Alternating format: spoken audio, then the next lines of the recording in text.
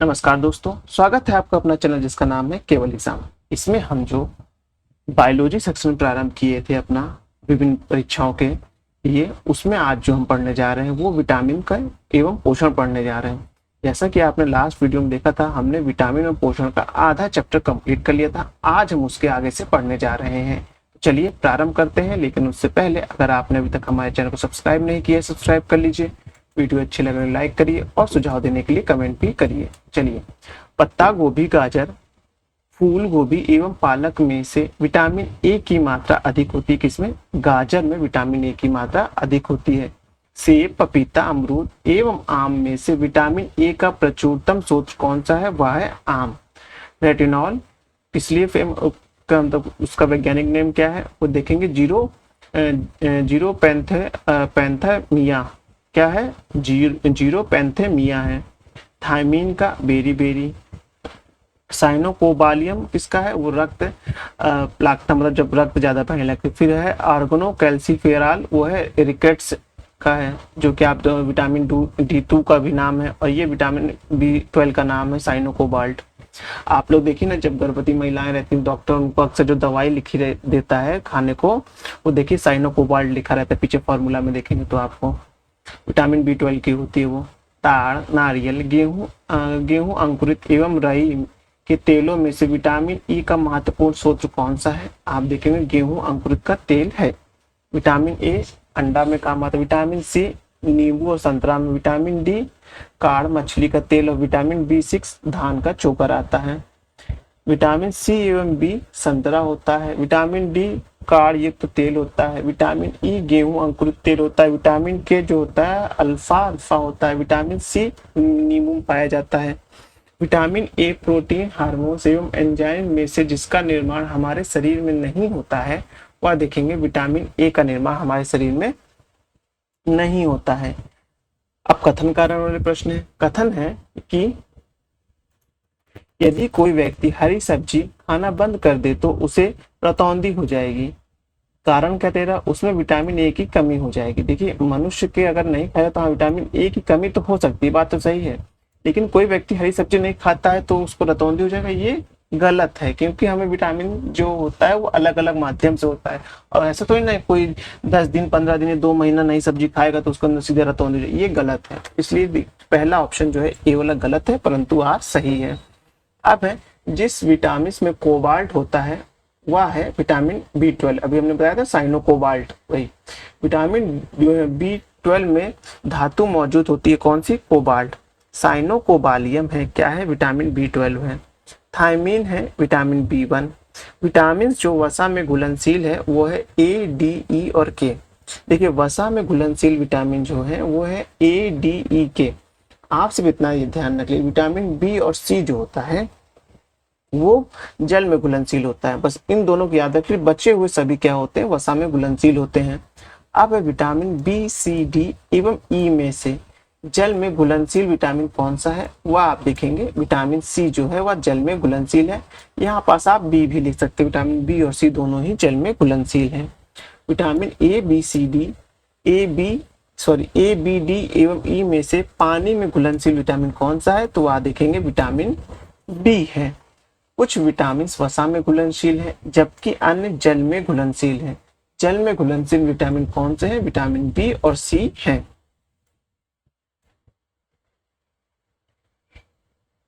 अब विटामिन के बारे में सही कथन है कि कुछ विटामिन अमित्र सूक्ष्म जीवों द्वारा संश्लेषित किए जाते हैं। कुछ विटामिन हार्मोन्स की तरह काम करते हैं। कुछ विटामिन शरीर में जमा होते हैं। विटामिन के जल में घुलनशील नहीं है, जो कि बात सही है। अब है विटामिन जो किसी स्वप्न को पर्याप्त अवधि तक याद रखने में सहायक होता है वह कहलाता है विटामिन B6। अब है रतौंधी vitamin A, rickets vitamin D, scurvy vitamin D और बेरी विटामिन B1 है। अब है एक मनुष्य जो बेरी सूखे रोग एवं स्कर्वी की बीमारी होगी यदि वह नहीं ले रहा है विटामिन B1, डी एवं सी। विटामिन डी जानते हैं आपको सूर्य से पर्याप्त मात्रा में मिल जाती है। अब है पेलाग्रा, स्कर्वी, बेरी एवं किलोसिस रोगों में से साइनोफ्लोविन की कमी से रोग होता है। कौन सा रोग होता है? वो होता है किलोसिस होता है। कौन होता है? किलोसिस होता है। अब है विटामिन ए रतौंधी का, विटामिन बी 3 वो पेलाग्रा का होता है, विटामिन डी रिकेट्स का, और फोलिक एसिड जो होता है वो रक्त प्लाक्ता होता है, वही जो विटामिन बी 12 होता है। फोलिक एसिड अक्सर देखिए ना उन दवाइयाँ या तो कोबाल्ट या फोलिक एसिड के नाम से आता है। देखिए फोलिक एसिड तो एकदम नॉर्मली नाम होता है, आप देखेंगे दवाई पूछेंगे फोलिक एसिड की तो वो आपको सीधा विटामिन बी 12 की दवाई दे देगा। अब है विटामिन सी स्कर्वी रोग होता है, विटामिन डी से रिकेट्स होता है, विटामिन ई से होता है रात्रि बंधता होता है। तो इसमें से आप देखेंगे विटामिन बी सी और डी वाले सही हैं, बाकी ये गलत है। विटामिन डी जो होता है सुखंडी होता है, विटामिन सी जो होता है मसूरों से खून आना होता है, विटामिन ए रतौंधी, विटामिन डी जो होता है बी1 जो होता है वो बेरी बेरी होता है।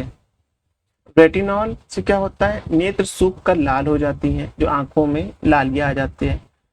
टोकोफेरॉल वो बंधता के लिए होता है, साइनोकोबालियम जो होता है वो घातक रक्त प्लाक्ता के लिए होता है, और है पायरिडिक्सिन वो होता है मानसिक व्याधि होता है। जो पायरिडिक्सिन जो दिया जाता है वो मानसिक व्याधि, जो दिमाग में कभी कभी लोग अत्यधिक सोचते हैं या कुछ बीमारियां होती तो उसमें दिया जाता है, पायरिडिक्सिन दिया जाता है। एक मिनट रुकिएगा। चलिए अब है नियासिन, थायरेक्सिन, रिबोफ्लोविक एवं पायरिडिक्सिन में से यौगिक जो एक विटामिन नहीं है वह है थायरेक्सिन है। क्या है वह? थायरेक्सिन है। अब है vitamin beriberi, vitamin D सूखा रोग, विटामिन ई बांधता, नियासिन पेलाग्रा होता है। केरल जो एक फल के रूप में केला जो एक फल के रूप में अत्यधिक मूल्यवान भोजन माना जाता है, के प्रति 100 ग्राम में होता है करीबन 89 कैलोरी होता है। इसलिए देखिए ना जिम वाले जो जाते हैं वो केला वाला जरूर खाते हैं, उनको फिर उसके बाद एक्सरसाइज भी ज्यादा करते हैं, क्योंकि जितनी कैलोरी उन्होंने ली है उतनी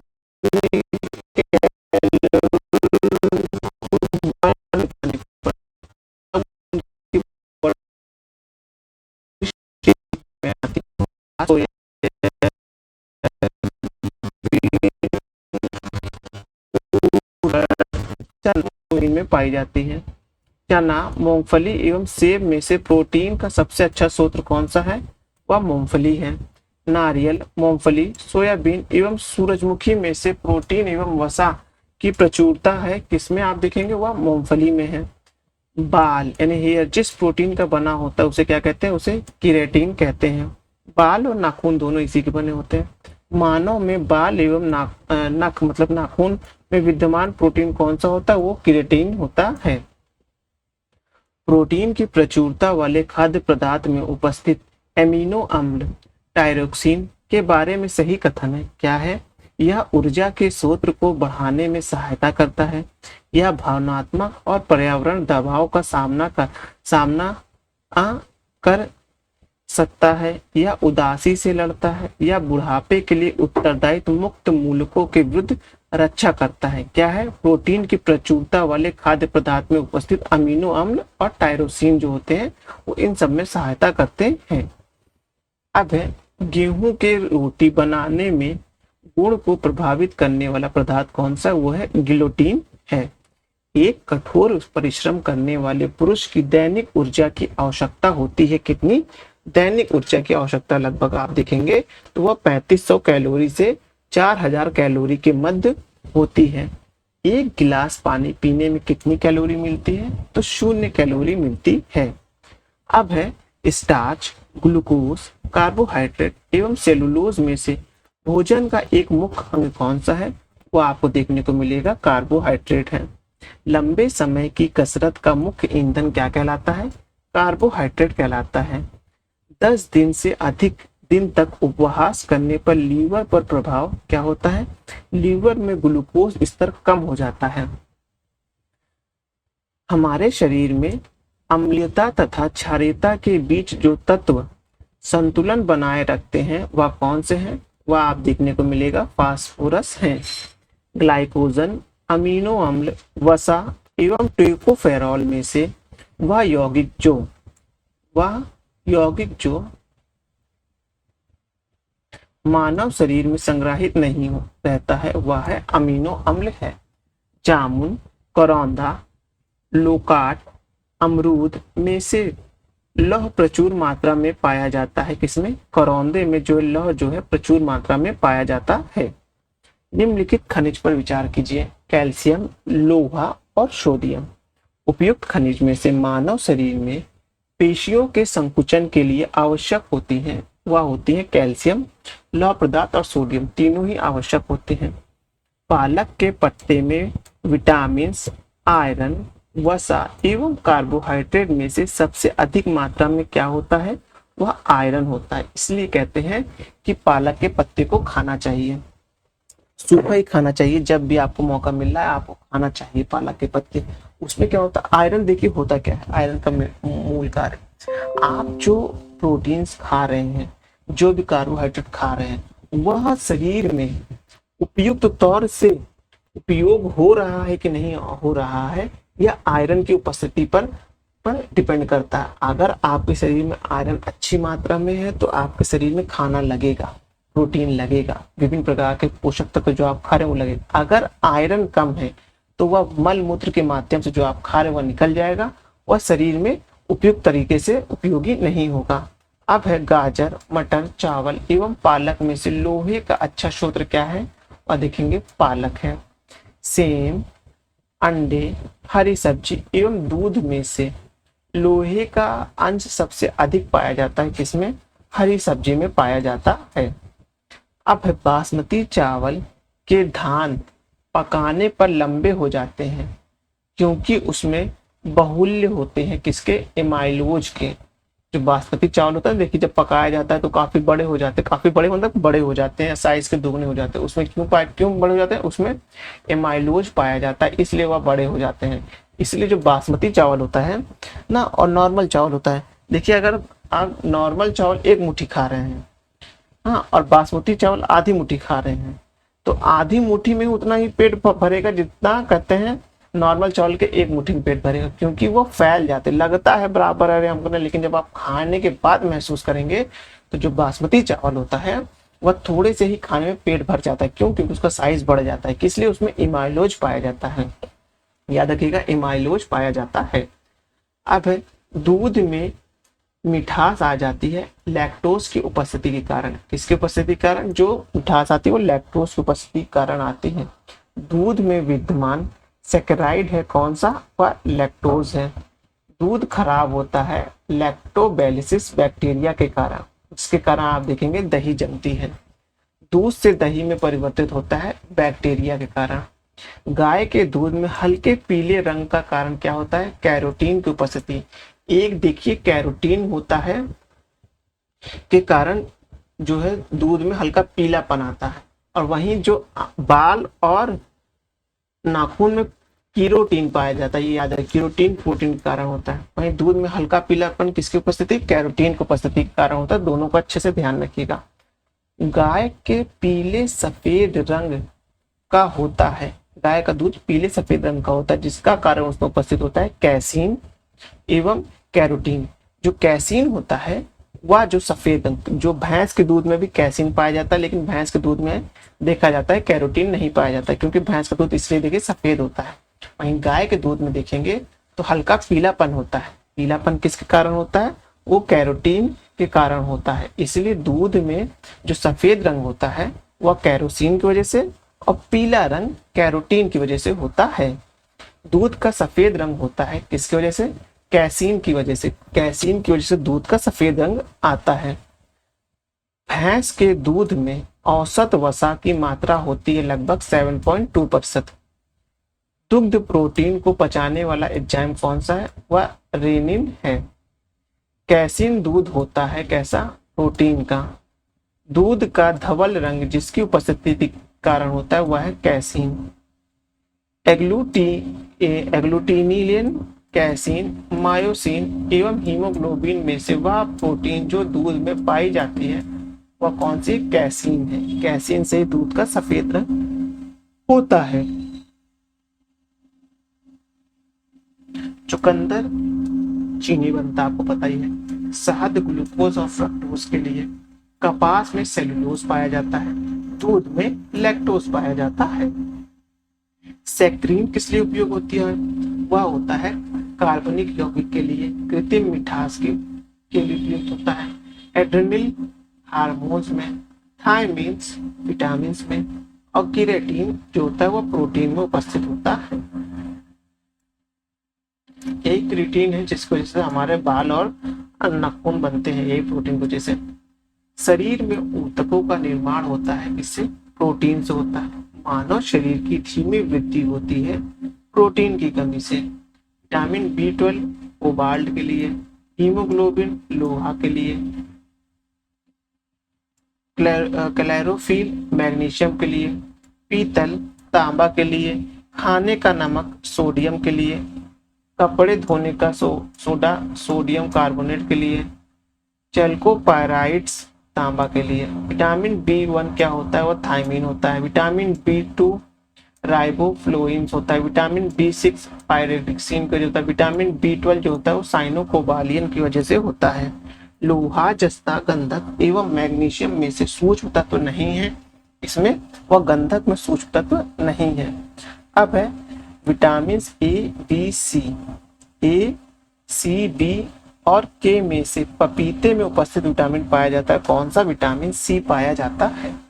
आम, पपीता, गाजर, गेहूं, दूध में से विटामिन A का प्रमुख स्रोत नहीं है। क्या है? दूध जो है वह नहीं है।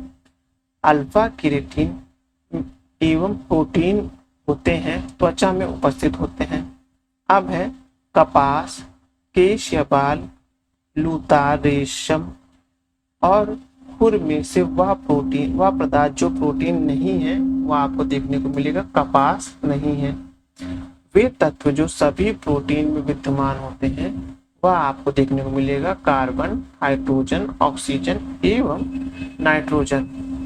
उष्ण अवरक्त किरणें, एक्स किरणें और भारी धातु लवण में से प्रोटीन को विकृत नहीं करता है, अवरक्त किरणें नहीं करते हैं। एंजाइम के संदर्भ में सही कथन है। क्या है? वे जैव उत्प्रेरक हैं। वे शरीर में उसी स्थान पर अपना कार्य करते हैं जहां वे उत्पादित होते हैं।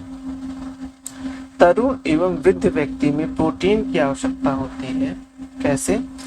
वृद्ध में उच्चतर और तरुण में न्यूनतम होती है। अब है सामान्य क्रियाशील महिला के लिए प्रोटीन की उपयुक्त दैनिक मात्रा कितनी होनी चाहिए? और 45 ग्राम होनी चाहिए। दूध पिलाने वाली माँ को प्रतिदिन आहार में प्रोटीन की आवश्यकता होती कितनी? 65 से 70% होती है। बोतल का दूध पीने वाले बच्चों की तुलना में माँ का दूध पीने वाले बच्चों में निम्नलिखित में से कौन सी विशिष्ट लक्षण होते हैं? आइए उनको भी देखते हैं कौन से विशिष्ट लक्षण इसमें दिए गए हैं।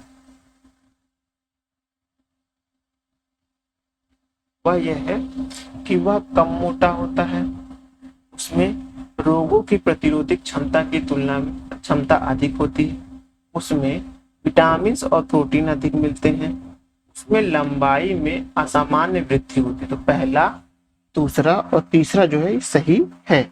अब उसके आगे देखते हैं। माँ का दूध नवजात को लगभग संपूर्ण आहार प्रदान करता है, किंतु इसमें अभाव होता है लोहे का। किसका होता है? वह लोहे का होता है। अब है कैल्शियम, प्रोटीन, विटामिन सी और कार्बोहाइड्रेट में से दूध घटिया स्रोत है। किसका? विटामिन सी का घटिया स्रोत है। स्टार्च है एक, क्या है? पॉलीसैकेराइड है। स्टार्च और सेलुलोज के बारे में सही कथन है। क्या?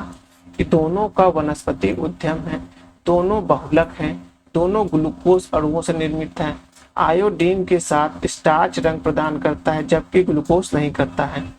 विटामिन ए, बी, सी और डी में से जिसे हार्मोन्स माना जाता है वह कौन सा है? विटामिन डी है। विटामिन डी के सर्जन में पाया जाता है कैल्सीफेरॉल पाया जाता है। सही कथन नहीं है। क्या नहीं है? कि दूध में कोई भी विटामिन नहीं पाया जाता, जो कि गलत है, आप जानते हैं। कुपोषण होता है किससे? कितने प्रकार का? वो होता है अति पोषण से, अल्प पोषण से और असंतुलित पोषण से कुपोषण होता है। कुपोषण मतलब ये नहीं होता सिर्फ पतला दुबला इंसान। पोषण का मतलब ये होता है अति पोषण, मतलब ज्यादा आप खा रहे हैं, आपके अंदर मोटापा, तो भी आप कुपोषण के शिकार हैं। कम खा रहे हैं, उपयुक्त नहीं खा रहे हैं, तब भी आप अल्प पोषण के शिकार हैं। और संतुलित रूप से नहीं खा रहे हैं तो आप असंतुलित पोषण के रोगी हो जाते हैं। अब है मानव में वसा अम्ल का एक भाग होना चाहिए। सामान्य भोजन में 75 ग्राम वसा होनी चाहिए। मानव शरीर कोशिका किसी भी प्रकार के वसा अम्ल का संश्लेषण नहीं कर सकती है। आवश्यक वसा अम्लों में उपस्थिति से न्यूनतम रोग उत्पन्न होता है। उपयुक्त में से कौन सही है देखेंगे, पहला, दूसरा और चौथा सही है। अब अलसी प्रचुर स्रोत है किसका, अमीनो ओमेगा 3 का होता है अलसी। अब है मोट, जई, मूंग एवं अलसी में से अल्प लिनोलेनिस अम्ल 18 कार्बन युक्त ओमेगा 3 फैट अम्ल का सर्वोत्तम स्रोत क्या है, वह है अलसी। दूध में प्रोटीन और कार्बोहाइड्रेट की उपयुक्त पोषणदायी अन्य प्रमुख तत्वों में सम्मिलित है, क्या है वह देखेंगे, कैल्शियम और पोटेशियम है। आगे उसके देखते हैं, विटामिन बलवर्धक तत्व है जिसकी अच्छे स्वास्थ्य के लिए थोड़ी मात्रा आवश्यक है, क्योंकि विटामिन हानिकारक बैक्टीरिया को मारकर शरीर को स्वस्थ रखने में सहायक है। देखेंगे पहला वाला सही है लेकिन परंतु दूसरा वाला गलत है। अधिकांश विटामिन मनुष्य में संश्लेषित नहीं किए जाते हैं, क्योंकि मानव अंग केवल सूक्ष्म पदार्थ का ही संश्लेषण करता है। तो आप देखेंगे ए सही है परंतु आर गलत है।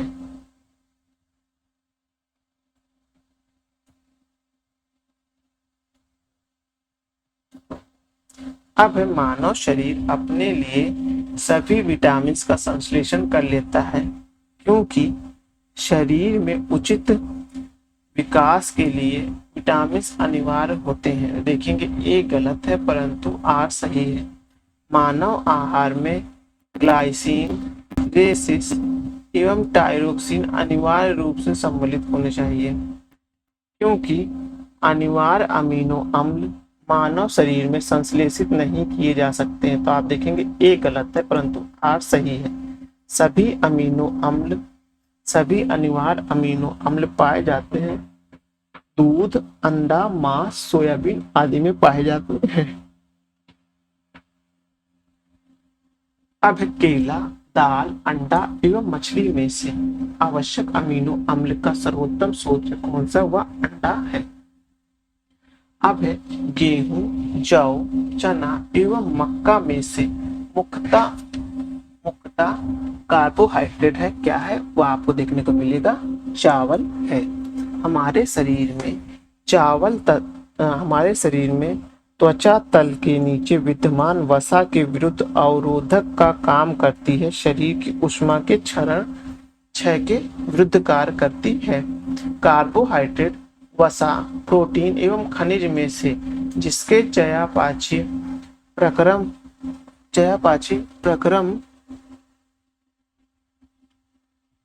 अधिक ऊर्जा देती है, वह है वसा। ग्लूकोज के विखंडन के संदर्भ में सही है, क्या है, ग्लूकोज द्रव में ग्लूकोज 3 कार्बन अणु वाले पायरुवेट को विद्यमान होता है। उसके बाद आपको देखने को मिलेगा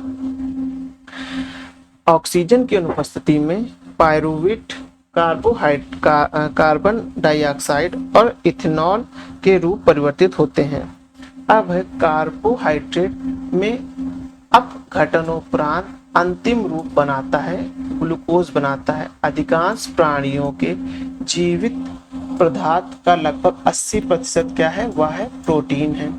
सूरजमुखी का तेल एक अच्छी गुणवत्ता का खाद्य तेल है, क्यों है, इसमें देखें, इसमें असंतृप्त वसा अमीनो अम्ल अधिक पाया जाता है, तो दोनों ही सही है और सही व्याख्या करता है। असंतृप्त वसा संतृप्त वसा की तुलना में अधिक अभिक्रियाशील होती है, क्योंकि असंतृप्त वसा की संरचना में केवल एक बंधक होता है।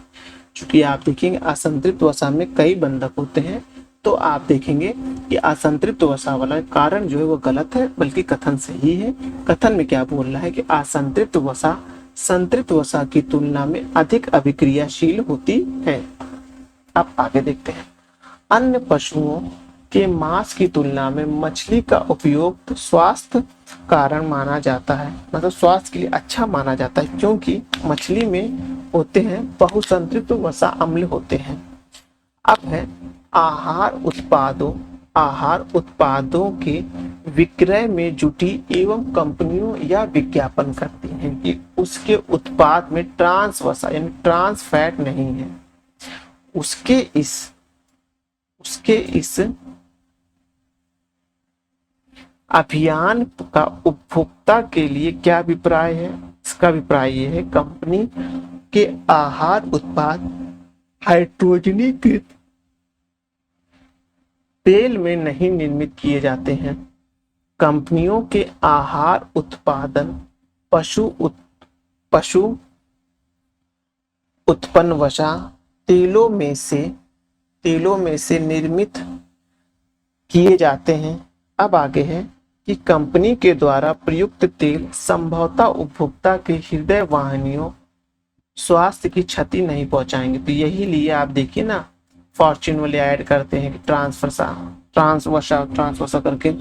अब आगे देखेंगे, ट्राइग्लिसराइड है, क्या है? वो एक वसा है। अब देखेंगे, कोलेस्ट्रॉल है, एक प्रकार का स्टेरॉइड है। अब है कोलेस्ट्रॉल है जंतु वसा में उपस्थिति वसी अल्कोहल का